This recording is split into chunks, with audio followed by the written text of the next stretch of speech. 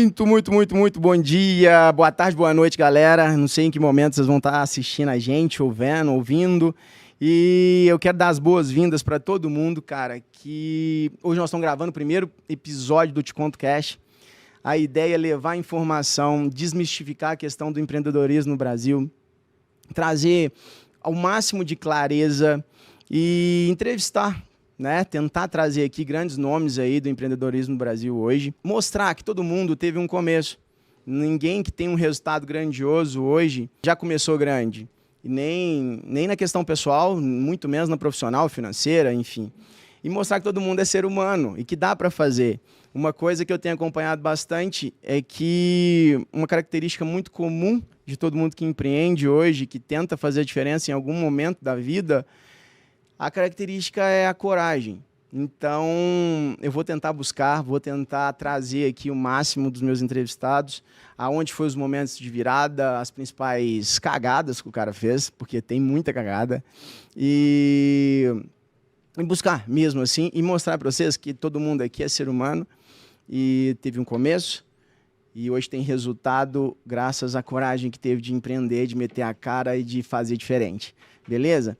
E assim, hoje, já no primeiro episódio, cara, a gente já chega metendo o pé na porta, trazendo um convidado assim, que eu sou fã de carteirinha há muitos anos. De voadora mesmo, nós estamos chegando, porque é um cara empreendedor, é marido da Lilica, pai da Chloe, tem mais de 7 mil empresários já acelerados hoje no Brasil. Estamos falando nada mais, nada menos que Marcos Marques. Uma salva de palmas para ele, galera. Valeu, Thiagão. Uma honra estar aqui no Te Conto Cast, nesse primeiro episódio.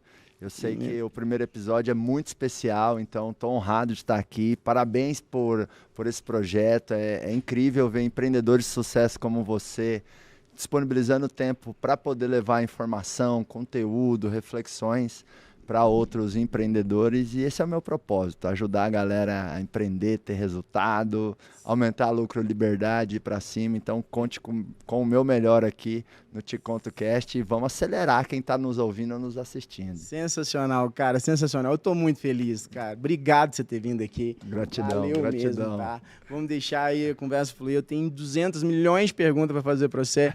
Vamos tentar aqui economizar seu tempo, que eu sei que é corrido. Mas vamos lá, vamos iniciar aqui. Ô Marcos, hoje, né, o seu resultado, ele é estrondoso, cara. Se eu não estou enganado, é o maior faturamento na questão de escola, de educação hoje, não é?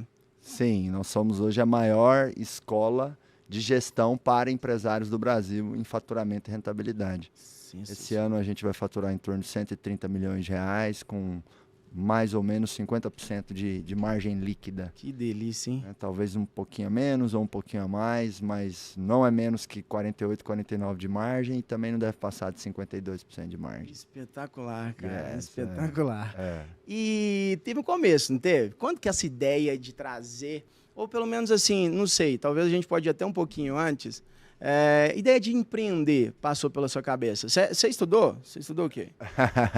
Eu fiz publicidade e psicologia na faculdade. Publicidade e psicologia. Era bom aluno? Não, nunca fui bom aluno. Nem na escola? Nem na escola. Eu passei, na verdade, eu só formei no colegial porque eu já era empreendedor, né? Eu fazia benchmark com os meus colegas, né? Benchmark é o nome mais bonito de colada na prova, né? Então, com base no benchmark, eu fui passando ali. Química, física, era muito complicado, cara, de passar. Então tinha que rolar um benchmark, né? Mas é isso, Thiagão, todo mundo tem um começo, com certeza. Eu nasci numa família empreendedora. Quando eu nasci, os meus pais, eles não tinham grandes empresas, pelo contrário, eu nasci numa currutela no interior de Goiás, né? Uma cidadezinha com 5 mil habitantes. Mas apesar de cada um ali, meu avô puxava linha de leite com um caminhão, meu pai tinha uma loja ele tinha uma representação de venda de trator. Então, desde o começo, assim, eu tive em torno de mim, de alguma forma, exemplos de empreendedorismo. Eu acho que isso moldou muito a minha atitude, o meu DNA enquanto empreendedor. Eu lembro que quando eu tinha 5 anos, o meu pai mudou dessa cidadezinha no interior de Goiás para Goiânia, com a cara e a coragem, sem padrinho nenhum na capital. Você foi com ele? Não fui.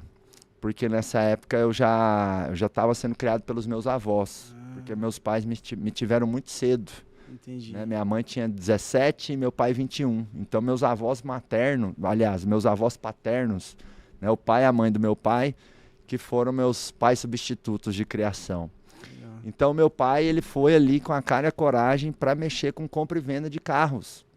Depois virou uma loja de carros e eu tenho esse sentimento dentro de mim, que quando meu pai tomou aquela atitude corajosa de ir para Goiânia, parece que ali dentro de mim nasceu aquele espírito empreendedor. Sério, cara? Você tava com quantos anos? Eu tinha 5 aninhos. Que então é um sentimento que eu tenho, uma impressão, não uma certeza, né? Aí depois, aos meus 6 anos, logo no ano seguinte, os meus avós se mudaram para Goiânia e eu fui também para Goiânia. E aí lá eu acabei tendo uma educação melhor. E essa loja de carro do meu pai depois se transformou numa concessionária. Então, eu sempre tive essa referência de empreendedorismo. Mas não é que desde pequenininho eu falo, vou ser empreendedor, vou ter uma empresa. Não, eu já sonhei em ser médico, em ser advogado. Depois que eu formei no colegial, acabei indo para a faculdade de publicidade, depois entrei em psicologia. E o meu sonho, na verdade, era trabalhar numa grande agência de publicidade em São Paulo. Você já trabalhava quando você estava na faculdade, não? Já trabalhava. Já trabalhava? Já trabalhava. Trabalhava no centro odontológico, lá em Santos, porque eu fiz faculdade em Santos. E minha tia tinha um centro odontológico ali, com uns 10 funcionários, mais ou menos, uns 10 dentistas parceiros. E quando eu me mudei para Santos para começar a fazer essa faculdade, eu comecei a trabalhar com ela. Minha tia também, acredito que foi uma referência assim, empreendedora para mim.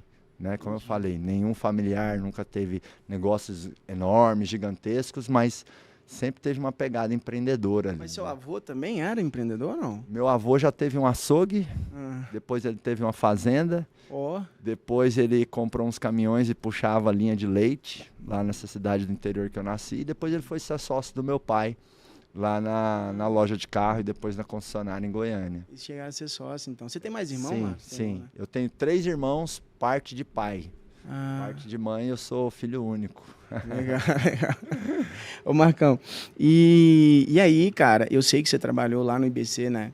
Sim, sim. Foi um aprendizado, você usou como escada, você já tinha ali aquele sentimento ali, pô, eu vou...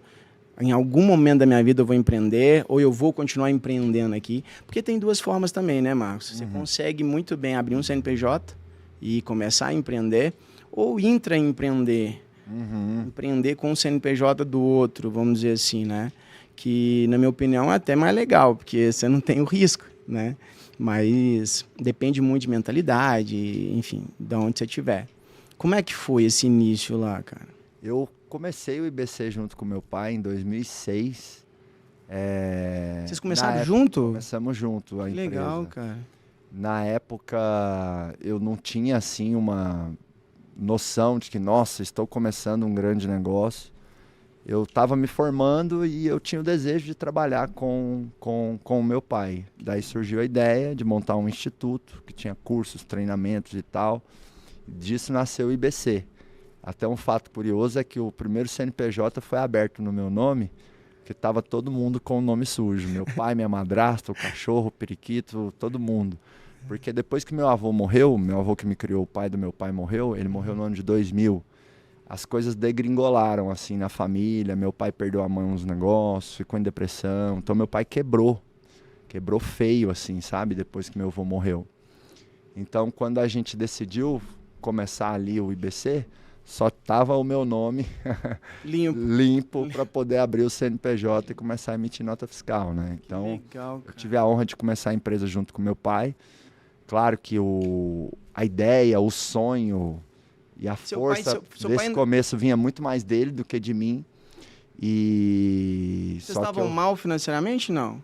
A gente não estava mal, mas também não estava bem. Entendi. Por exemplo, como eu tinha feito publicidade, já tinha tido umas experiências profissionais, eu já tinha tido um contato inicial com o Google AdWords, fazer anúncios no Google. E aí eu lembro que eu cheguei e propus pro meu pai, eu acho que a melhor forma de captar cliente vai ser no Google. Até teve um debate, uma discussão. Ele, não, vamos panfletar no semáforo, tal, enfim. Aquela visão tradicional, normal, 2006, né? 17. Eu falei, não, me dá uma chance, me dá uma verba para eu anunciar no Google. E a verba, na época que a gente definiu que eu tinha para provar que dava certo, era R$50. Cinquentão, cara? Cinquentão. Tudo bem que R$50 naquela época talvez tivesse um poder de compra de 200, 300, 500 estourando, não mais que isso. Que hoje é pra fazer teste, né? Exatamente. Hoje R$500 não faz dá nem o teste, faz né? nem o teste. Então eu comecei, estudei. Eu sempre tive muito negócio, Thiago, que eu chamo de capacidade fuçativa. Eu acho que Excelente. ou a pessoa sabe ou ela aprende. Boa. Entendeu? Tudo tá aí na internet, as pessoas têm rede de relacionamento, dá para ir atrás. Então eu não sabia mexer no Google Ads, eu não aprendi isso na faculdade. Eu acho que até hoje na faculdade de publicidade aí, eu fiz comunicação social com ênfase em publicidade, né? Eu acho que as faculdades tradicionais até hoje não ensinam isso. Eu não vi nada de marketing digital na faculdade. Mas eu tinha percebido essa oportunidade porque eu tinha conversado um dia com um empresário que estava vendendo muito no Google. E eu falei, como é que é isso? Aí ele entrou, me mostrou a tela, falou, você anuncia, tal, enfim. Ele tinha uma loja de peças em Santos. Autopeça. De autopeças em Santos, exatamente. Então, vendia no Google já, cara. Exatamente. Até hoje os caras acham que não vende ainda. Exato. E aí disso me marcou, entendeu? E eu fui atrás, estudei ali, devorei os manuais e tal. Começamos a gerar lead ali no Google, funcionar. Eu era muito bom para vender os cursos do meu pai. Acredito que uma coisa importante numa sociedade é você ter papéis bem definidos, né? E era muito claro, o meu papel ali na empresa era marketing, vendas, gestão. E o meu pai, ele era o nosso produto. Ele era o conteudista, o expert, né? O cara do palco que bolava os cursos, as metodologias. Meu pai também sempre gostou muito do financeiro. Sempre gostou ali de operar o financeiro, sabe? Então, financeiro e entrega ficava mais com ele, marketing, vendas, gestão, estratégia mais comigo. E aí eu lembro que a cada venda que eu fazia, aquilo reforçava a minha autoconfiança. E aí a gente foi tracionando, crescendo gradativamente. 2007 a gente faturou uns R$100 mil, 2008, sei lá, uns 300, 500, 2009 já uns 700, 800. Aí 2010 a gente já começou a faturar 1,5 milhão, 2 milhões por ano. Que e massa. Aí houve uma progressão. 2019 foi o último ano que eu fiquei na empresa. Você ficou lá até 2019? Fiquei lá até o começo de 2020. Mas 2019 foi o último ano completo que eu era o diretor executivo da empresa. Eu fiz o acelerador, acho que foi 2020. Já existia o acelerador ou não? O acelerador, ele 2021, nasceu... Então. Não, o acelerador nasceu antes. Ele nasceu em 2017. Ah. Só que não era o meu foco. Eu fazia 2 turmas por ano. Você fazia turma de mentoria? Não tinha imersão também. Mas a empresa era só eu e a Lilica, não tinha funcionário. Era uma coisa bem... Era um hobby remunerado ali. Eu fazia 2 turmas no ano. Entendi. Aí quando eu saí do IBC no começo de 2020... Aí a gente começou a focar no Grupo Acelerador, na nossa empresa de educação para empresários. E começou a rampar ali, né? Você vendeu sua parte, Marcão?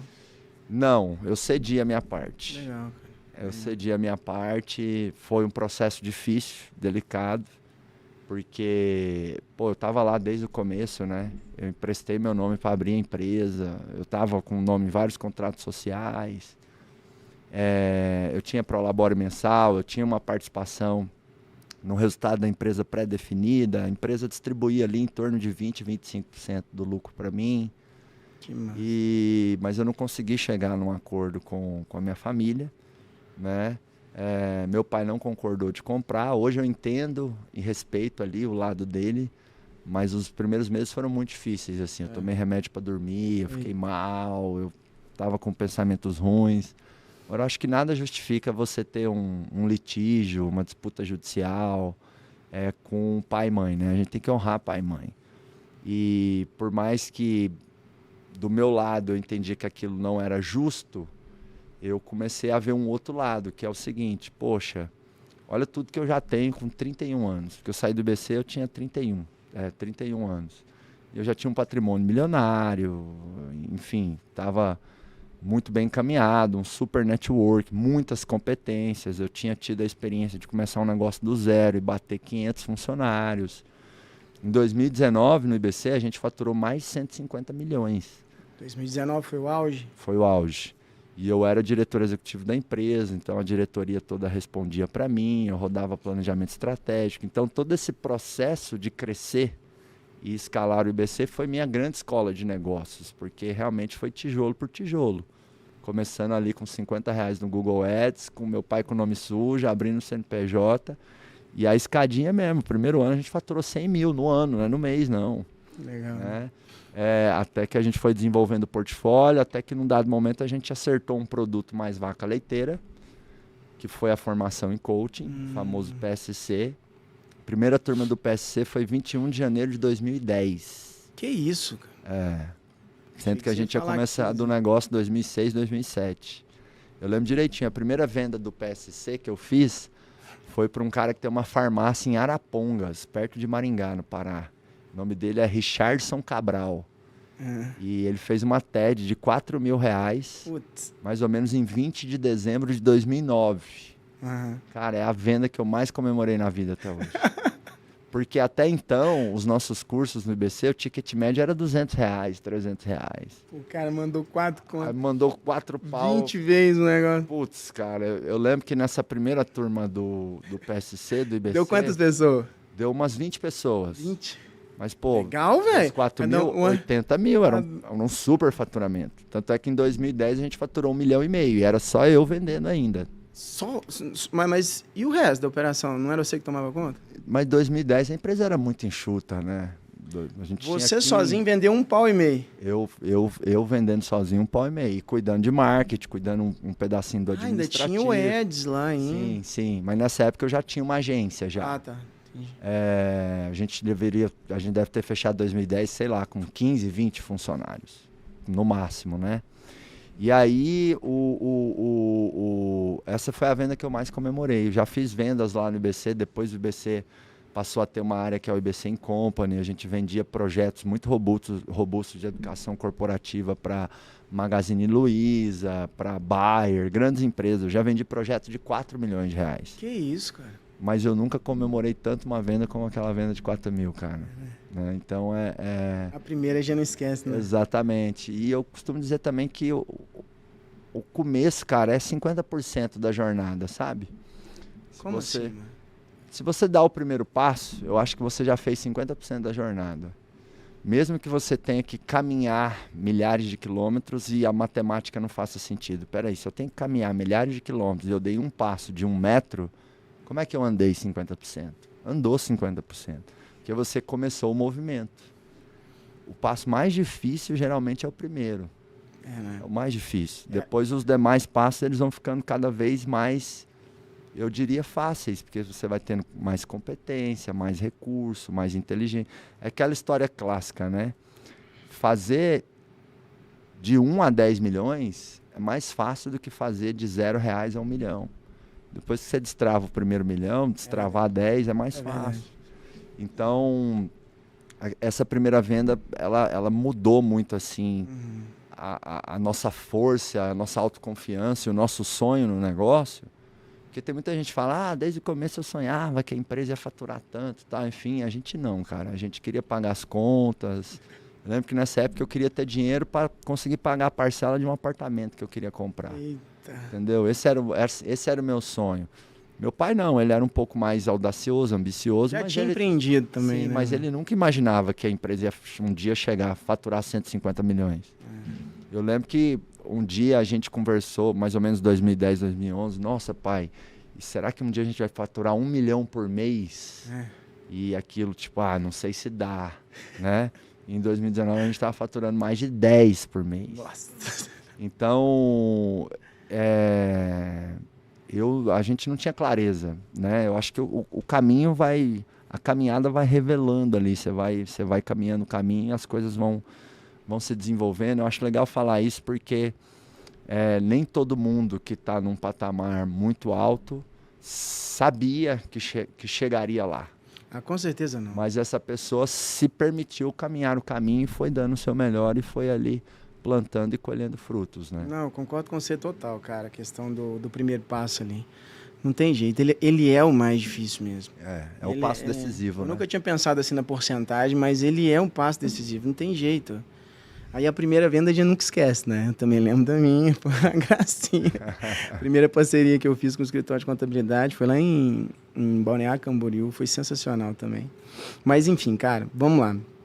Depois disso, você já tinha um know-how, você já tinha experiência, e tipo, a gente tá falando de um cara de, 26, 27, 28 anos, na época, né? Que já tava ali caminhando. Sim. Então, quer dizer, primeira coisa, coragem, que a gente sempre vai voltar nessa palavra, não tem jeito de fugir dela. Uhum. E outra que não tem idade nem hora para começar, né, Marco? Não, com certeza. Não Quanto antes, melhor, né? Quanto antes, melhor. Quero que meus filhos comecem a trabalhar, se der, com 7 anos. Quanto antes, melhor. Eu acho que mais lastro, né? Mais quilometragem você vai ter ali rodando. E segunda, terceira coisa, na verdade, questão de exemplos, né, cara? Buscar exemplos. E hoje está bem mais tranquilo de buscar exemplos. Você falou, cara, a questão da internet. Você consegue buscar, você não precisa ficar preso no mundo ali onde que você nasceu. Pô, você nasceu numa cidade de 5 mil habitantes, velho. É bem menor do que a cidade que eu nasci, e a minha é bem pequena. A minha é Formiga, Minas Gerais. Todo mundo me pergunta, eu falo, cara, conhece o Padre Fábio de Mello? Ele é de lá. Porque ninguém nunca ouviu falar em Formiga, né? Então, assim, esse know-how, esse processo, ele é lindo e ele é maravilhoso, não é, Marcos? Porque muita gente fica lá com aquele pezinho, cara, vou, não vou, tento, não tento, e às vezes fica assim, pô, e o dia que a gente faturar 1 milhão? E quando a gente faturar 10? E esquece de viver ali o processo do dia a dia, né? Daquele passo um atrás do outro, enfim. Mas a gente tá levando informação, tá vendo, galera? Ninguém começa grande, velho. Não tem jeito, teve lá um começo. E a galerinha aqui é mais legal que tá tudo com o nome sujo. Então, ainda foi legal. E a ideia do acelerador, cara? Quando que veio? Como é que surgiu? Nesse processo de crescer e estruturar ali o Grupo IBC, eu procurei muita capacitação para mim. Eu sempre fui muito apaixonado em me desenvolver. Então, sempre fiz muitos cursos, muitos treinamentos, muitas formações. E nessa jornada, buscando meu desenvolvimento enquanto empreendedor, enquanto empresário, eu não achava coisas específicas para empresários. Tanto é que eu fui lá, eu fiz 2 MBAs na GV, eu fiz cursos na Falcone, na Dom Cabral. Só que esses cursos eu percebia que eles eram muito mais formatados para grandes empresas, para executivos, para C-level, para gerente de banco. E não conversava com a minha realidade ali enquanto empreendedor. E eu tinha dificuldade de implementar algumas coisas. E olha que eu sempre fui estudioso e implementador. Entendi. E aí eu percebi então uma lacuna no mercado. Então a ideia do acelerador empresarial foi fundar um novo segmento dentro do segmento de educação, que é o que eu chamo de educação empresarial. Então eu fui pioneiro nisso, em educação empresarial no Brasil, que é você levar metodologias e conhecimentos práticos, simplificados para donos de pequenas e médias empresas. A ciência da administração de empresas, ela foi muito pensada para a grande empresa. O camarada faz lá uma faculdade de administração, tem lá um diagrama de Ishikawa, tem um monte de coisa assim. Tem um monte de coisa assim robusta, mas que não é prática, ele não consegue usar ali, né? Então, percebendo essa lacuna de mercado, através da minha dor, da minha capacitação, porque eu fiquei bom de gestão na raça, né? Com 2 MBAs, mais 2 pós, mais sei lá quantas centenas de horas de cursos livres que eu fiz. Já tinha esse negócio de mentoria, cara, de trocar ideia? Bem menos. Para empresários não tinha nada focado em gestão, não. E aí, eu já tinha ali em 2016 algumas insatisfações com a empresa, né? Existia um conflito de gerações, que é muito normal, né, em empresas familiares. Então meu pai tinha uma visão para o negócio, eu tinha outra visão, E ali eu sabia que eu deveria começar a experimentar e pensar num plano B. Porque o meu pai era o sócio majoritário, ele era o presidente da empresa, então a visão dele, a palavra final era dele, tinha que ser mesmo. E o meu pai, ele é um cara muito trabalhador, então não existia um horizonte de sucessão ali. Do tipo assim, ó, mais 10 anos eu passo o bastão para você, mais 20 que seja, eu acho que meu pai ele vai estar com... Ele 110. vai estar gagazinho lá e vai estar ralando, porque isso vem da minha avó, que vem da minha bisavó, sabe? É uma família que sempre trabalhou muito. A minha bisavó é imigrante portuguesa, ela chegou no Brasil paupérrima, sem nada, e conseguiu construir alguma coisa, né? Então, como eu não vinha o horizonte de sucessão, tinha ali um choque de gerações. Não que eu estava certo, ou ele estava errado, ou ele estava certo, eu estava errado. Simplesmente são formas diferentes de ver o mundo, de interpretar o negócio. Eu juntei a fome com a vontade de comer.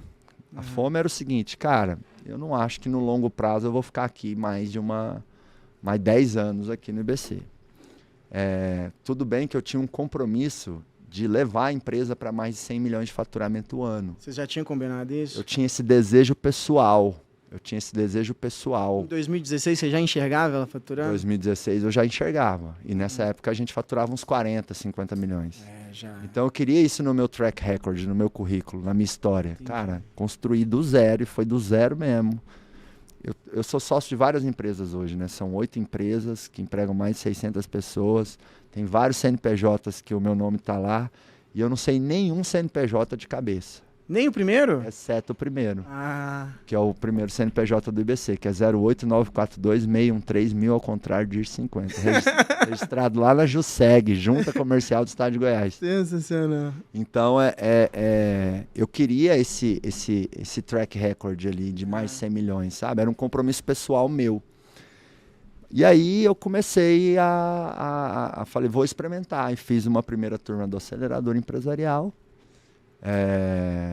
Como? Deu um bom resultado. Você já... Fiz sozinho, na raça. Mas tipo, com conhecido? Com... Muita gente conhecida, muita gente do networking. Eu já tinha um nome forte no mercado, porque muitas pessoas do mercado sabiam, né, da minha importância e da minha relevância estratégica dentro do resultado ali do IBC. Então, a primeira turma eu falo que foi no laço, assim, foi amigo. Cara, vou fazer uma turma, vou compartilhar ensinamentos de gestão, tal, enfim. E como eu também tinha um know-how de eventos, de metodologias de educação, afinal, eu era diretor executivo de uma empresa de educação. Né? O IBC, nesse momento ali em 2016, tinha uns 20 cursos no portfólio. Era bastante. Bastante. Né? Fora isso, a gente já tinha entregado centenas de projetos em companies, dentro de grandes empresas. 20 cursos acontecendo direto, assim. 20 cursos na prateleira, no portfólio.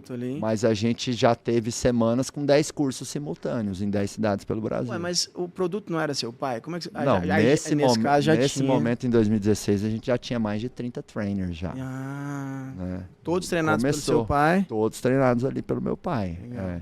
Então, você não entrou nesse meio, não? Não, eu sempre refuguei ali o palco até esse momento. Até 2016, eu sempre... pensei o seguinte, meu pai é fera no palco. O cara é um dos melhores do mundo, disparado. Por que eu vou me meter no palco? Eu não, vou ficar bom na gestão. Comparação. No back-office. Total. Então eu não queria ir pro palco, eu tinha medo das pessoas me compararem com meu pai. Eu tinha medo também de não conseguir ser tão bom no palco quanto eu já era na gestão, porque era muito reconhecido na gestão do BC. Grandes empresários, vários bilionários, muita gente renomada do mercado, me chamava para conversar ali em 2015, 2016, 2017, 2018, para perguntar, cara, o que vocês estão fazendo no IBC? Como é que é a estratégia do negócio? Né? As startups hoje têm esse nome aí, Inside Sales, né? Que gera lead, a levantada de mão, vai para o SDR e tal. Eu faço Inside Sales desde 2010 e nem sabia. Chamava isso. Exato, intuitivamente, entendeu? Então, eu não queria me meter no palco. Até que em 2016 isso mudou. Eu participei de um evento, né? Sempre me perguntam, Marcos, qual foi sua grande virada de chave? Eu acho que na vida a gente não tem só uma virada de chave. A gente tem várias viradas de chave. Eu chamo essas viradas de chave de momentos definidores. Legal. São momentos assim que impactam muito quem você é e definem a sua identidade, o seu futuro, o teu destino. Então, em 2016, eu tive um momento definidor. Eu participei de um evento, de um curso que mexeu muito comigo e dali veio o desejo de querer criar a minha mensagem. Como é que foi assim esse curso? Foi no Fórmula de Lançamento do Érico Rocha. Legal. Em novembro de 2015 eu fui no evento dele. Fui lá para aprender estratégias de lançamento, para usar no IBC e tal. Mas naquele evento eu vi muita gente jovem no palco, dando um recado legal. E eu comecei a pensar, cara, parece que eu sou melhor que esses caras no palco. Parece que eu consigo, sabe, entregar algo tão bom quanto ou até mais. Será que eu não estou errado em pensar que o palco não é para mim? Então, a primeira vez que eu comecei a questionar essa crença de que o palco não era para mim foi em novembro de 2015. Foi no evento Fórmula de Lançamento do Érico Rocha. Que massa. Inclusive, o Érico é um mentor para mim, sou super grato a ele, sabe? Hoje a Ignição Digital, a empresa dele, está no Giants com a Priscila. A Priscila é membro lá do Giants, é a COO lá dele, toca toda a operação. E é difícil também, né? Se manter no mercado há tanto tempo, igual o Érico faz, né? Exatamente. Não, o Érico é um ícone, assim, é um orgulho pro país. Ele é muito top. Já está convidado também. Criou todo um ecossistema no Brasil, enfim. E aí, olha que curioso. Já no ano seguinte, no Fórmula de Lançamento de novembro de 2015, que eu fui como aluno, como participante, tinha umas 500 pessoas. Bastante, né, cara? Pra época, sim. Já em 2016... no mesmo evento, no Fórmula de Lançamento ao vivo, que é em novembro que ele fazia, tinha 2.000 pessoas. Ixi. Mas dessa vez eu iria palestrar no palco. Que isso? Ué, mas... Que eu saí do evento lá já em 2015, meteu a cara no acelerador? Não meti a cara no acelerador, mas meti a cara em começar a dar palestra, a gravar conteúdo, gravar vídeo. Que doideira, cara. E eu odiava tirar foto, gravar vídeo. Eu lembro que eu cheguei do Fórmula de Lançamento em 2015 em casa, em Goiânia, e um dia eu cheguei pra Lilique e falei assim, amor, me ajuda a gravar um vídeo? Ela fez uma cara estranha, assim, tipo, gravar um vídeo, entendeu? É a mesma coisa de, sei lá, você vê um gaúcho falando, joga aqui minha cuia de chimarrão fora, é inconcebível. É inconcebível, entendeu? Ou tipo um mineiro que recusa um pão de queijo. Não dá. Então, não esperava nunca. Nunca. Ela fez uma cara assim, tal, estranhou, mas rapidinho ela já... Não, ajudo. Você quer? Eu ajudo. E aí eu comecei a gravar vídeos em 2016. No começo eu não sabia que eu ia criar conteúdo para empresários. Tanto é que meus primeiros vídeos no meu canal do YouTube são para vendedores. Eu gostava muito de treinar, formar e acompanhar meu time de vendas. É uma característica comum também, não é, Marcos, dos empreendedores? Começar ali com o time de vendas, começar vendendo alguma coisa, ou você não tem visto isso? É uma característica comum, mas não é 100% dos casos, não é universal, né? Tem empreendedor que conseguiu crescer, explodiu, porque foi muito bom no produto, não é um cara de vendas. Ou foi muito bom na entrega técnica do que faz.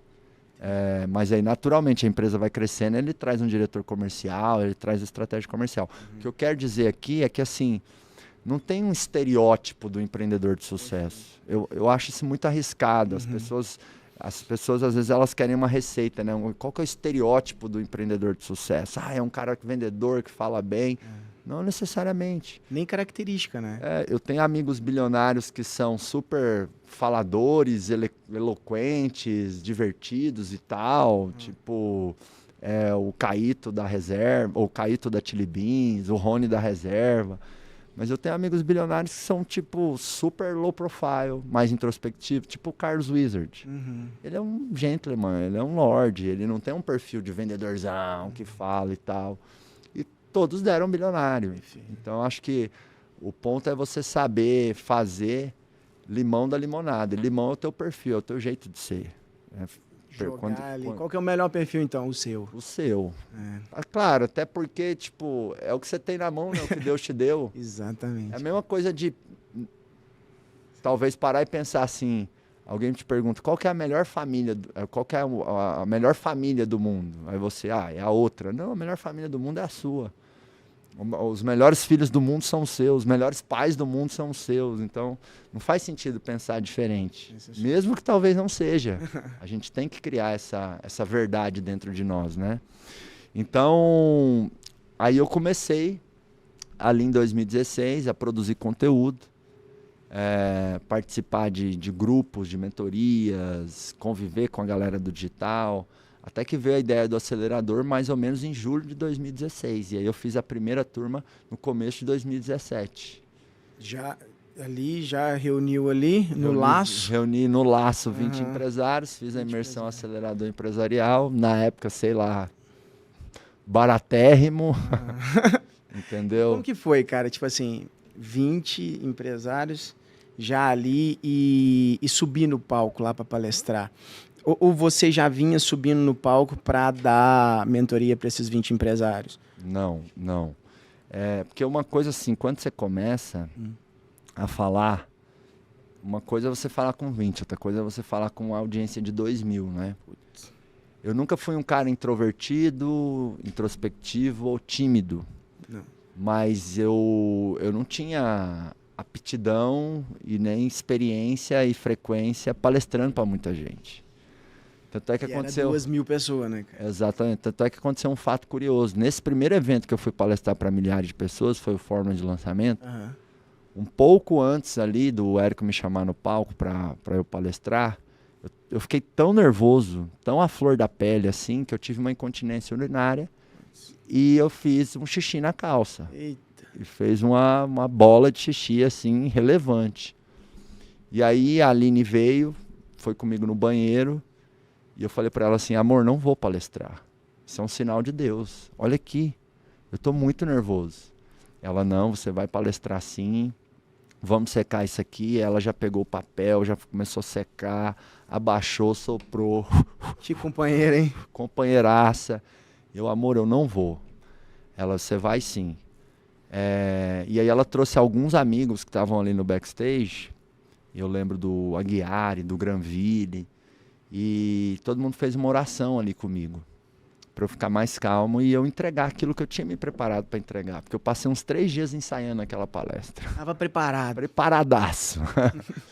E aí naquela oração parece que Deus falou comigo, vai, você tem que ir, tá com medo, vai com medo mesmo. Eu acho que isso tem a ver com coragem, né? Coragem não é a ausência do medo, coragem é a gestão do medo. Perfeito. Coragem é você transformar o medo, que é um inimigo, num amigo. Por que é um amigo? Porque mesmo frente a ele, você segue em frente. Mas você segue em frente com mais cautela, com mais preparação. Né? Então, se você está com algum nível de medo, você executa melhor.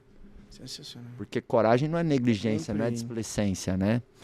E aí Deus falou comigo, cara, vai com medo mesmo, vambora.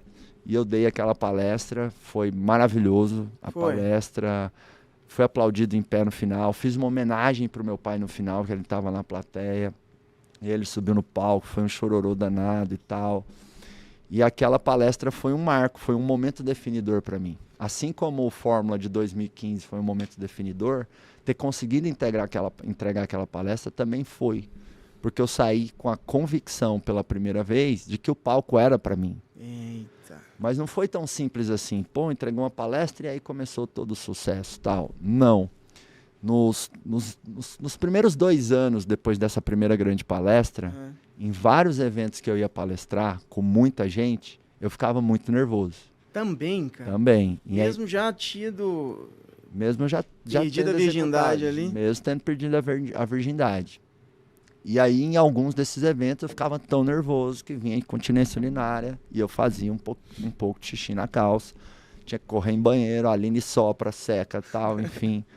A gente criou um grande evento lá no IBC, que é o Desperte Seu Poder, que eu tinha algumas inserções no palco, que a Aline já ia para esse evento com um secador na bolsa. Que isso, nas cara? primeiras edições. Tanto que eu ficava nervoso. Olha só. E eu comecei a fazer terapia para poder tratar aquilo, porque me incomodava muito. Eu não conseguia entender. Cara, eu sei falar, eu me comunico bem, eu tenho propriedade. Já fiz, eu entrego, eu sou aplaudido em pé. Por que esse nervosismo todo? Assim, eu ficava à flor da pele mesmo, do tipo assim... Você conseguiu descobrir, mano? Eu ia num canto assim, se você falasse comigo, eu te dava uma patada, sabe? Nossa. A Aline tinha que me isolar quando era um evento de um terceiro, assim, tipo, eu ficava um tempão ali no banheiro, quieto, sozinho, porque eu ficava muito nervoso e vinha o bendito do xixi. Na terapia eu descobri o motivo do xixi, que é o quê? O fato de que, durante muitos anos, eu sempre falei pra mim, o palco não é pra mim. Então eu instalei e reforcei aquela crença dentro de mim por muitos anos. Sua mente já entendia aquilo, né? Exatamente. Já era natural dela. E eu também percebi, foi nesse processo de terapia, para poder vencer esse nervosismo e a incontinência urinária, que eu também percebi que eu tinha medo das pessoas me compararem com meu pai. Então eu tinha medo da exposição. Até depois de anos ali, até depois de ter Não, subido isso várias vezes? não, isso aí tá no começo. Tá. Vamos lá, ó. Novembro de 2016 foi a minha primeira grande palestra. Uhum. Então eu tô falando aqui de 2017 até o comecinho de 2018. Não foram durante muitos anos, não. Foi no 2 começo. anos aí, né? Mas foi, sei lá, umas 15 palestras grandes que Entendi. eu passei cagaço, Entendi. né?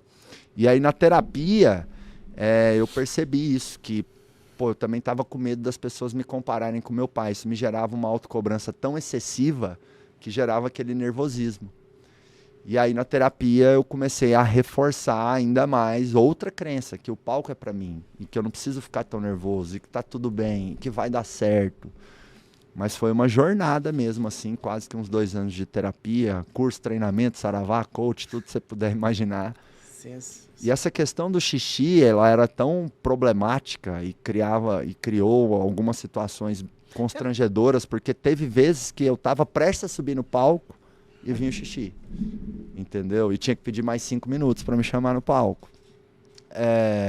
Você já fez um kit xixi, então, pra você. Exato. Teve um dia num evento, Thiago, que a Lilica chegou para mim e falou assim, amor, você vai começar a usar absorvente. Eita! Quando ela falou isso pra mim, eu fiquei puto, né? Vem a masculinidade. Você tá louca, Aline? Jamais. Como é que você me fala um negócio desse? Me respeita.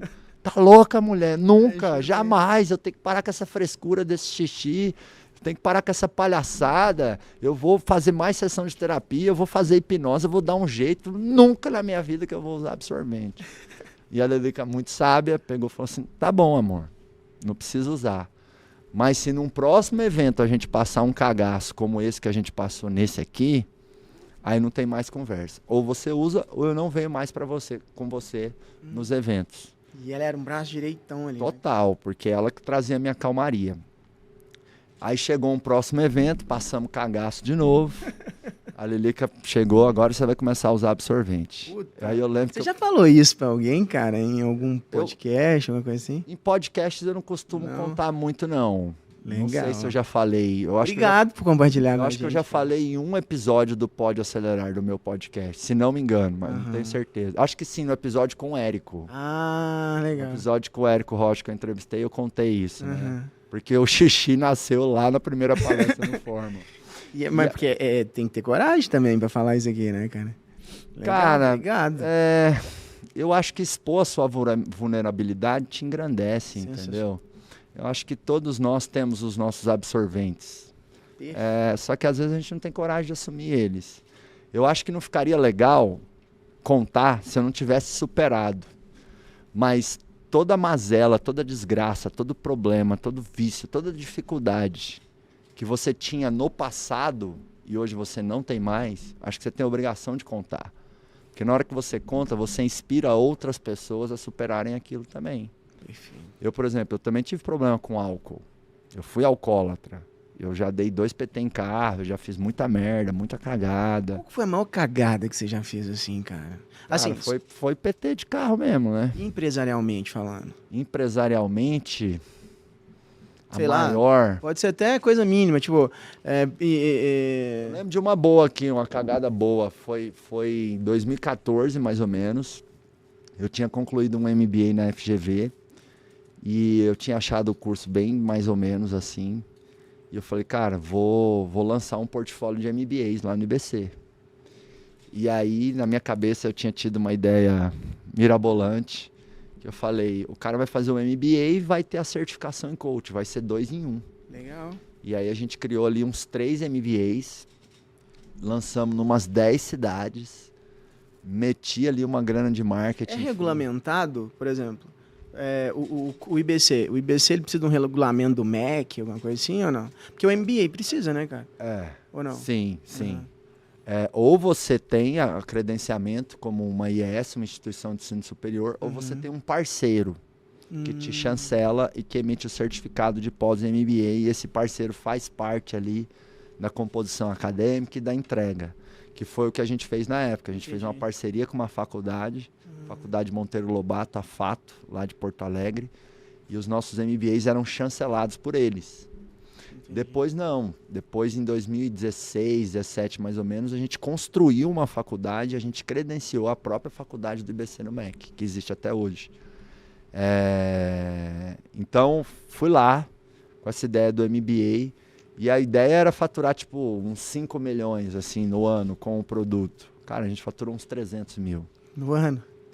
No ano. Consumiu uma puta energia minha, fritamos dinheiro com marketing, a coisa não rodava. Onde você acha que você errou, assim? Eu acho que na interpretação do potencial da ideia. Deu o tiro errado. Dei o tiro errado. Muitas vezes você confia no potencial ali de uma ideia, mas dá errado. E a gente tem que saber que tá tudo bem. Dá merda, né, cara? Toda pessoa que acertou algo grande errou muita coisa pequena, entendeu? Acho que esse foi um grande erro ali de composição no portfólio. Uma outra grande cagada que eu lembrei aqui também, é pra falar cagada. Eu adoro, pode falar. Tem bom ar aí, né? Mas isso, fala o que você quiser aqui, Marcão. Só o bom ar, já vou jogar o bom ar. Eu tinha uma personalidade muito explosiva, mas muita mesmo, assim. E mais ou menos em 2011 teve um episódio na minha sala, lá na empresa. Mas você percebia que você tinha esse comportamento? Nessa época, não. Você não conseguia, você achava que era legal e tal. Eu achava que faz parte, que eu tinha o direito de fazer aquilo.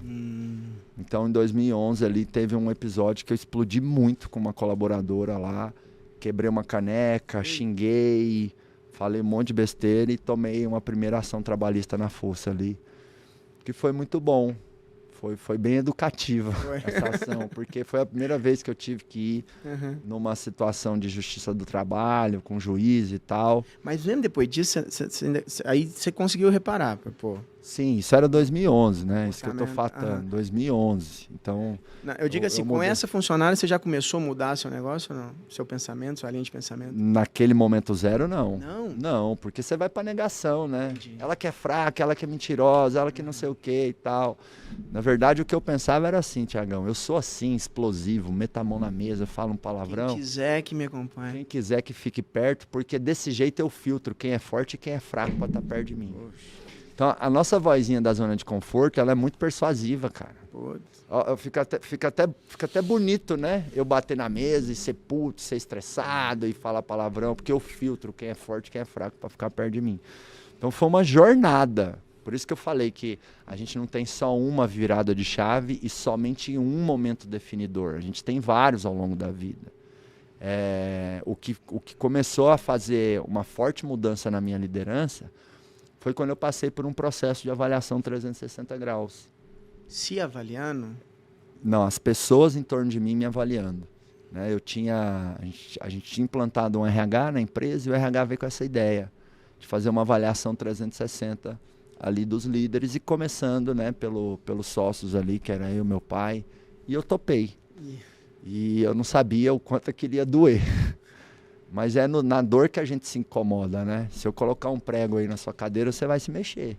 Se eu te der um edredomzinho, se eu deixar mais quentinho, mais confortável, você vai ficar aí, né? Mas esse RH conseguiu buscar ali dos colaboradores, cara? Sim. Então a gente, na época, desenhou lá a teia que me avaliava. As pessoas davam um feedback, respondendo várias perguntas sobre mim. E no final também tinha uma pergunta qualitativa, aberta, que é assim, quais os pontos fortes dessa pessoa como líder e quais os pontos fracos dessa pessoa como líder. E ali no meu relatório da avaliação 360, eu lembro que tinha meia página para pontos positivos e para pontos negativos tinha umas 6 páginas. Pra você era tipo 6 páginas. Na minha cabeça era o inverso, entendeu? Eu me dei 9 e 10 em tudo ali. E a galera, minha média era 4, 5, 6. A gente sempre tem essa mania de nos autoavaliar mais do que a gente realmente é. Exato, a gente tem essa distorção de nós mesmos, né? A gente enviesa. Então, aquilo que a gente faz de bom, você valoriza, e aquilo que você faz de ruim, você minimiza. Você varre para debaixo do tapete. Então, esse 360 foi um simancol para mim. Porque na hora que eu vi, falei, cara... Foi muito ruim, cara? Foi muito ruim. Eu lembro que eu fiquei com febre uns 2 dias. Eu somatizei, sabe? Foi muito ruim. Queria mandar todo mundo embora. Foi muito ruim. Nesse momento, não. Nesse momento, eu digo que é Deus. Eu tive ali um choque de autoconsciência. Eu lembro que no 360 eu não fui para raiva, para reatividade. Tão exagerando e tal. Não, eu fui para autoconsciência mesmo. Que legal. E aí eu lembro que eu peguei um marca-texto, fui marcando assim, falei, cara, isso aqui eu vou mudar, isso aqui eu vou mudar, isso aqui eu vou mudar. Por exemplo, tinha uma coisa lá, o Marcos chega na empresa, não olha na cara de ninguém, não dá bom dia e vai pra sala dele. O Marcos trata as pessoas como números. Eu falei, é assim? Eu vou mostrar que não é. Aí eu lembro que na semana seguinte eu cheguei na recepção da empresa com uma caixa de bombom, dei pras meninas da recepção e todo mundo ficou chocado. Tipo assim, o que aconteceu com esse cara? Ele fumou alguma coisa. Porque eu sempre fui muito pragmático, muito tubarão, né? Nessa época, muito executor. Então foi esse 360 que me deu ali um exame de consciência da minha liderança, e aí eu comecei a minha jornada de desenvolvimento de liderança. Legal. Porque enquanto líderes a gente nunca fica 100% pronto. No desenvolvimento de liderança, e o nosso próprio desenvolvimento enquanto pessoas não é um ponto de chegada, é um ponto de partida. Então esse 360 foi um momento definidor também. A partir dali comecei a buscar conhecimento, coaching, mentoria, treinamentos, para poder me desenvolver enquanto líder e adicionar ali competências de liderança no meu portfólio. Hoje eu sou assim completamente diferente, assim, tem anos que eu não explodo. Mesmo já criando empresa igual o Acelerador, cara, milhões de faturamento. Tem quantos funcionários lá hoje? Hoje a gente está chegando a 150. 150 pessoas, exato, cara. Exato. Então, assim, eu mudei drasticamente. Por isso que eu não acredito naquele ditado, sabe? Que pau que nasce torto, morre torto. Não, eu dei uma desentortada boa, Deu uma cara. despiorada. Superei o absorvente. Sensacional. Né? Porque, sim, eu comecei a usar absorvente. Cara, essa história é muito massa. Porque depois que a Lilica me deu o checkmate a primeira vez, eu não aceitei. Da segunda, passamos cagaço de novo. Ela falou, ou você usa ou eu não venho mais. Eu falei, cara, entre não ter a Aline perto de mim e usar um absorvente. Eu preciso dela. Aí eu perguntei, você não vai contar pra ninguém? Ela, não vou contar. E, cara, eu usei absorvente em umas 10 palestras grandes. Que isso, Marco. E, cara, eu tenho certeza que quem te vê hoje, quem te vê... Imagina, né? Não tem a menor ideia desse cagaço que você passava lá pra subir num palco, porque é muito natural, cara, te ver hoje em cima de um palco, né? Exatamente. E aí, paralelo ali ao absorvente, porque tinha um ponto também, eu não me acomodava com aquilo. Eu usava, mas eu ficava com raiva. E a cada entrega eu falava, cara, isso aqui, eu não vou fazer disso uma muleta. Eu vou superar essa porcaria desse absorvente. E terapia, cursos, treinamentos, refletindo, treinando, fazendo curso de oratória também. Até que eu lembro que numa sessão de terapia, fechou tudo na minha cabeça, entendeu? O porquê que vinha aquele xixi. A crença que eu tinha instalado, esse medo da comparação com meu pai, esse medo excessivo que gerava uma autocobrança excessiva, que eu somatizava o xixi, que era assim, será que eu vou ser tão bom no palco quanto eu sou na gestão?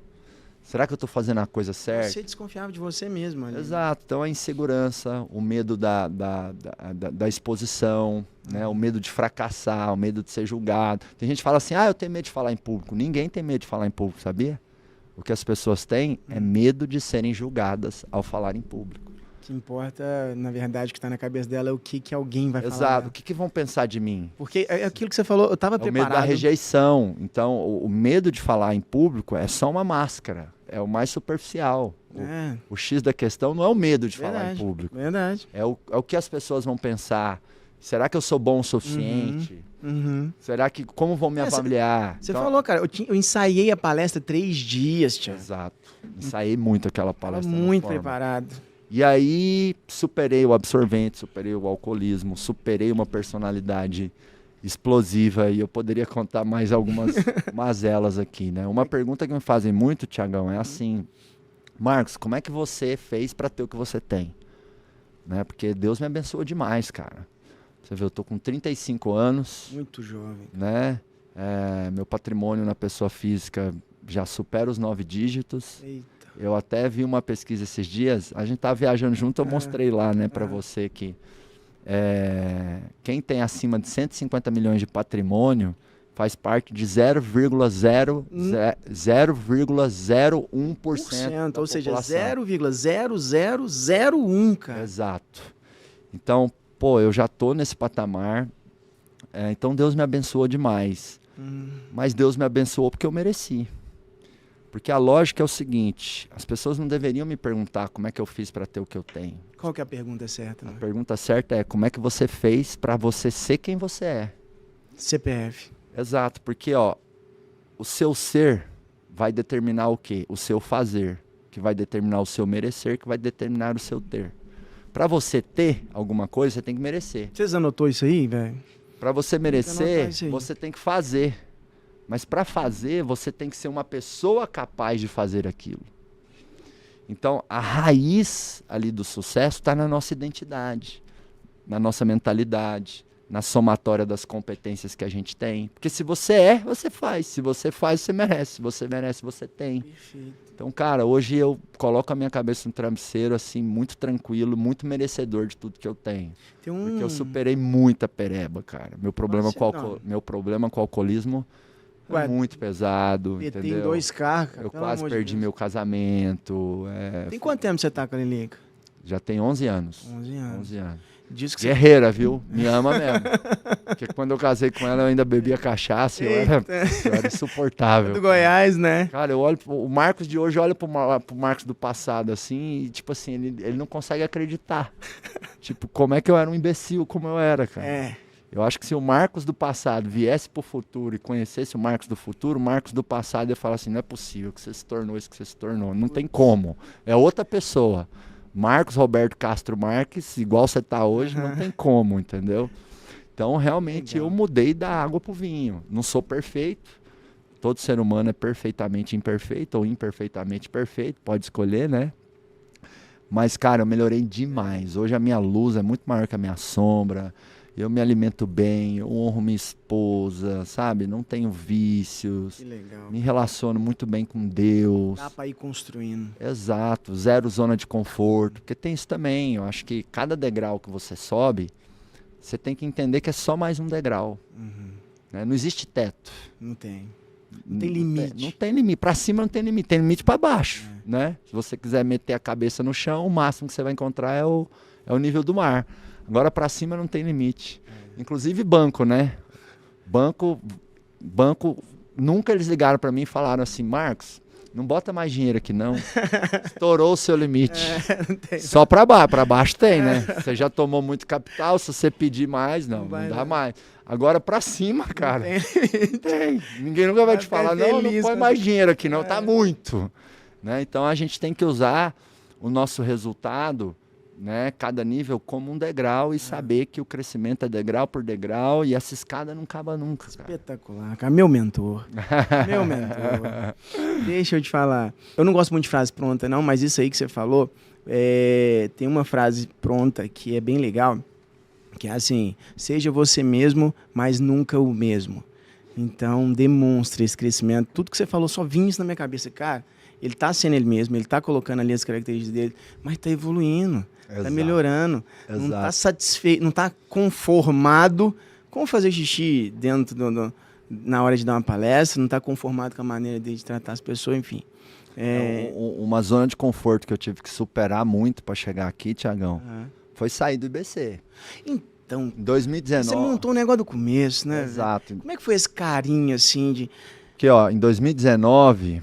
Meu prolabore. Assim, só desculpa, Marcos. Porque muitos empresários, às vezes, quebram uma empresa pelo carinho que tem com o negócio, um amor, né? Amor que tem com o negócio, você não larga o osso. Tipo, já mudou, cara, a tecnologia, não é mais máquina de escrever, agora é computador, e aí? Sim. Tinha esse amor, esse desapego emocional, psicológico foi gigantesco. E a decisão financeira era muito difícil também. Porque, ó, em 2019, o meu prolabore era uns 150 mil por mês. Já era, pô. Muita grana. pô. O moleque que nasceu tá no interiorzão, louco. enfim. Você era o ídolo dos seus amigos, velho. Total. E apesar, assim, de ter tido referências empreendedoras na família, nunca fomos ultra ricos, entendeu? Então, assim, vida normal, como todos os brasileiros. Nunca passei fome, mas também nunca tive luxo nenhum. Então, ganhar 150 pau por mês, cara, os meus 31 anos, era muita grana. Tá louco. Além disso, a empresa distribuiu ali para mim no ano mais uns 3, 4 milhões de distribuição de lucro. Hoje Então, eu puxei do IBC para minha pessoa física uns 5 milhões de receita no ano. E em 2019, É legal, hein? É legal pra caramba. Legal. 5 milhões de liquidez ali na Mano, PF é muita coisa. Cara. E o acelerador nessa época, em 2019, faturou tipo uns 500 mil. Sabe? Ok, margem alta, 50%, 250 mil de lucro. Mas na hora que eu olhava, cara, isso aqui me dá 5 milhões no ano. Eu tenho a minha sala, tenho meus diretores, eu tenho minha assessora, o mercado me reconhece como diretor executivo do IBC. Isso aqui me dá 250 mil no ano. Cara, eu vou sair disso aqui para meter ficha e focar nisso aqui. E aí? Então, assim, foram meses ali. Você pediu ajuda? Foram meses de processamento, de conversa com a Lilica, pedi ajuda, conversei com amigos, com pessoas que são mentores para mim. E olha que interessante, dos 7 que eu falei, 6 me falaram: Marcos, não sai do IBC. Olha só. Não sai, você tá de cabeça quente, isso aí já é um império. Cara, é isso que acontece. Uma hora teu pai vai cansar, não sai, de jeito nenhum. Enfim, mas tinha a minha esposa me apoiando e um grande amigo também me apoiando. E aconteceu um episódio no final de 2019, isso também eu acho que eu nunca contei num podcast. Massa, obrigado. Tô contando, tô abrindo o jogo obrigado, aqui. Obrigado. 20 de dezembro de 2019, mais ou menos ali, a gente estava no escritório do Janguier Diniz, eu, meu pai, nossos advogados, o Janguier, os advogados dele, que a gente estava assinando a venda de 15% do IBC para o Janguier. O Janguier ia comprar 15% do IBC por 45 milhões de reais. Putz. Então o valuation era 300 milhões. Que era meio que sua parte, Marcos? Esses 45... Ah, nesse deal eu ia ficar com 20% da SA que seria criada, né, do grupo IBC. Legal. Então, se o valuation é 300 milhões, eu tinha 60 milhões de equity aí, né? E a gente estava fazendo esse deal, o dinheiro ia para o caixa da empresa para a gente crescer e tal. E eu passei o ano inteiro amarrando aquele deal, o ano inteiro. E lá na hora, cara, meu pai deu para trás. Lá na hora, ele não se sentiu confortável, enfim, tá de brincadeira. E ele decidiu não avançar. Depois de meses, vai e volta contrato de 80 páginas. E aquilo ali... Na hora? Na mesa? Na mesa. E aquilo ali, cara, foi um banho de água fria muito grande em mim e foi uma tomada de consciência muito grande também, no seguinte sentido. Marcos, aqui no IBC você não vai conseguir fazer o que você quer. Levar o negócio para a bolsa, trazer investidor, fazer uma empresa de mercado e tal. E tá tudo bem. Você não tem que ficar triste, com raiva, enfim, porque meu pai era o presidente da empresa e o sócio majoritário e quem dava a palavra final. E quando você tem algo seu, você tem o direito de fazer o que você quiser. É seu, pô. Você tem uma bicicleta, você quer jogar lá fora, você joga, ela é sua, né? Assume tudo, né, Marcos? Exato. Então meu pai gosta de ter uma empresa de dono, né? Sem investidores e tal. Entendi. E tá tudo bem. Só que somado ali, né? As insatisfações, essa diferença de visão. E esse episódio que eu tava com muita expectativa, que eu queria profissionalizar e rampar mais o negócio. Então aquilo ali foi um empurrão muito forte para fora do IBC. Porque se aquilo não tivesse acontecido, eu tava lá até hoje. Eu amava a empresa enlouquecidamente, cara. Do começo até 2019, eu chegava na empresa cedo, saía meia-noite. E, cara, eu ralei pra cacete. Mas que bom, porque isso me deu a as habilidades que eu tenho hoje, né? Então, a Lilica me apoiando mais esse episódio, eu falei, quer saber, vou arriscar. Mas eu não vim fazer o Grupo Acelerador porque era a minha melhor decisão financeira na época. Não. Pelo contrário, Muito era uma decisão financeira burra. Porque eu não tinha a mínima ideia que o negócio ia tracionar tanto. Que a gente ia, 4 anos depois, faturar 130 milhões no ano. Então, conversei sério com a Lilica, falei assim, amor, nós vamos dar um passo financeiro para trás, muito grande. Então, beleza, você topa aqui, vamos cortar nossas 2 viagens internacionais do ano, vamos diminuir nosso custo de vida. Eu lembro que a gente sentou, cara, olhou a planilha do nosso custo de vida, nessa época ali, comecinho de 2020, e estava dando uns 100 mil reais por mês. A gente cortou várias coisas para ficar ali uns 50, 60 mil. Por quê? Porque eu ia anunciar em fevereiro que eu sairia do IBC e nos próximos meses não pingaria mais 150 mil na conta todo mês. E o acelerador ia tracionar ou não, tudo bem, eu já tinha ali um patrimônio, eu estava bem calçado, né? Eu já tinha ali alguns imóveis, tinha ali um portfólio de investimentos. Mas é então, 5 conto por Mas, ano. cara, eu deixei 5 conto garantido no ano, num negócio que estava dando E crescendo, 250. né? E crescendo. Crescendo e tal, porque ainda não tinha chegado a pandemia. Uhum. Né? Porque Verdade. a pandemia impactou muito o IBC, porque é um negócio de vários eventos presenciais simultâneos. Então, cara, eu tive que superar essa zona de conforto, de ganhar 5 pau no ano. Eu lembro que eu pensava assim, Thiago, cara, mas eu não vou ter mais minha sala, minha secretária. Como é que eu vou fazer? Não vou ter rotina de vir para a empresa. Já tinha ali, Então, né? foi uma decisão corajosa, assim, né? E Coragem, tá vendo quanta gente fala de coragem? Exato. Aí às vezes as pessoas perguntam assim, mas você tinha certeza que ia dar certo? Não, cara. Geralmente as maiores decisões, escuta isso que eu vou te dizer, geralmente as maiores decisões, as melhores decisões da nossa vida, a gente toma elas com parte de coragem e parte de cagaço. Se tiver 70% de segurança e 30% de insegurança, faça. Porque se a gente depender de 100% de segurança para tomar grandes decisões, a gente não avança na vida. Você acha que 50-50 é muito? 50-50 é o mínimo. É o mínimo. É o mínimo. Eu gosto de ter a maioria mais segurança. Porque se está 50-50, está muito em cima do muro, entendeu? Mas também não é aquela coisa, se não for um sim óbvio, é um não. Que isso para mim é uma groselha enorme. Porque as grandes decisões nunca foram um sim óbvio. Nunca, né? Quando eu casei com a Lilica, eu não tinha certeza que eu queria casar não, brother. Nem no dia do casamento eu acho que eu não tinha, cara. Então, a gente novo... A Bruna tá sabendo disso agora. A gente novo, você pensa, cara, será que é a mulher da minha vida ou não? Tanta mulher que eu posso conhecer, enfim, ser imaturo. Eu tinha, sei lá, 23 anos, 24 anos. Entendeu? Então, 70% de mim acreditava, a mulher da minha vida vai dar certo. 30% tava com um fraldão ali. Entendeu? E eu fui com medo mesmo. Saí lá do IBC para focar 100% no Grupo Acelerador. Você acha que eu tinha 100% de certeza que eu estava fazendo a coisa certa? Jamais. Jamais. Tanto é que várias vezes eu conversei com a Aline e amigos, eu falo assim, cara, mas se der tudo errado, eu volto pro IBC. Eu tenho um porto seguro. Eu tinha essa fala ainda, acredita? E seu pai ia aceitar? Com certeza, com certeza, com certeza. Então, assim, cara, foi uma decisão corajosa, assim, sabe? Foi quase superar o absorvente ali, ou mais.